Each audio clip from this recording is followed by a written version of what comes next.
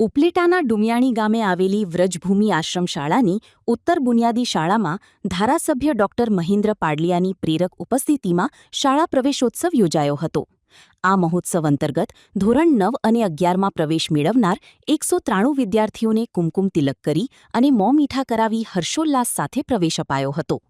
કાર્યક્રમમાં તાલુકા પંચાયત પ્રમુખ રવિ વીરડા, નાયબ મામલતદાર મહેશ કરંગિયા અને ભાજપ અગ્રણીઓ સહિતના મહાનુભાવોએ હાજર રહી બાળકોને પ્રોત્સાહિત કર્યા હતા. આ અવસરે શિક્ષણની સાથે પર્યાવરણના જતનનો સંદેશ આપવા માટે મહાનુભાવોના હસ્તે શાળા સંકુલમાં વૃક્ષારોપણ પણ કરવામાં આવ્યું હતું. સંસ્થાના ટ્રસ્ટીઓ અને પ્રિન્સિપાલ દ્વારા શિક્ષણના સ્તરને વધુ ઊંચું લાવવા માટે વિદ્યાર્થીઓને માર્ગદર્શન પૂરું પાડવામાં આવ્યું હતું. નવા શૈક્ષણિક સત્રના પ્રારંભે વિદ્યાર્થીઓ અને વાલીઓમાં ભારે ઉત્સાહ જોવા મળ્યો હતો.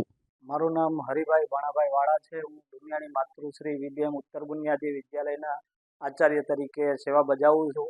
આજ તારીખના રોજ અમારી શાળામાં સરકારશ્રી દ્વારા આયોજિત શાળા પ્રવોત્સવ અને કન્યા કેળવણી મહોત્સવમાં અમારે વિસ્તારના લોકલાડીલા ધારાસભ્ય શ્રી મહેન્દ્રભાઈ પાડલિયા, અમારા સંસ્થાના મેનેજિંગ ટ્રસ્ટી ઉર્વશીબેન ખાનપરા, સંજયભાઈ ખાનપરા વગેરે ઉપસ્થિત રહી અને બાળકોને પોતાના પ્રવચનો દ્વારા અને સ્મૃતિ ભેટ આપી, ઇનામો આપી અને ખૂબ જ પ્રોત્સાહિત કર્યા. અને ભવિષ્યમાં પણ અમારી સંસ્થામાં વધુને વધુ બાળકો ભણે અને મણવર સાહેબ કે જે અમારા આદ્ય સ્થાપક છે એમની જે વિચારધારા છે એને આગળ લઈ અને બાળકો આગળ વધે એવી માનનીય ધારાસભ્ય સાહેબ શ્રીએ તથા મામલતદાર શ્રી કરંગિયા સાહેબ તથા તાલુકા પંચાયતના પ્રમુખ શ્રી વીરડા સાહેબે ઉપસ્થિત રહી અને અમોને ખૂબ ખૂબ પ્રોત્સાહિત કર્યા. એ બદલ હું સંસ્થા પરિવાર વતી બધાનો ખૂબ ખૂબ આભાર માનું છું. ડુમિયાણી આશ્રમ શાળામાં કન્યા કેળવણી ઉત્સવ અને શાળા પ્રવેશ ઉત્સવના કાર્યક્રમમાં ઉપસ્થિત રહેવાનો અવસર મળ્યો. આજે શાળા પ્રવેશોત્સવના કાર્યક્રમ સમગ્ર ગુજરાતમાં તમામ શાળાઓમાં થઈ રહ્યા છે.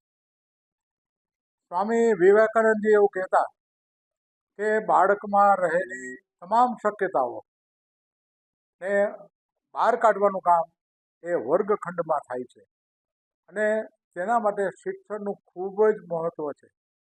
એના આધાર ઉપર ગુજરાતની અંદર તત્કાલીન મુખ્યમંત્રી અને દેશના યશસ્વી વડાપ્રધાન શ્રી નરેન્દ્રભાઈ મોદીજીએ 2003માં શાળા પ્રવેશોત્સવ અને કન્યા કેળવણીના કાર્યક્રમો શરૂ કર્યા.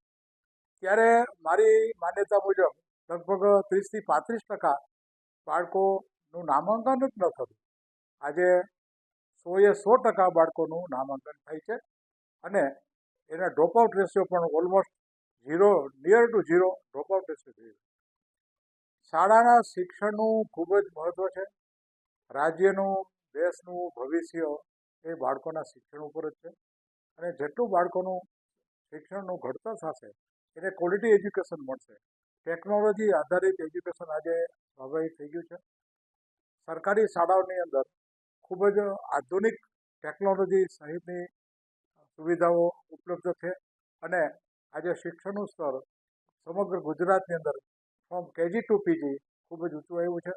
તેના માટે આજે હું રાજ્ય સરકારને પણ ખૂબ ખૂબ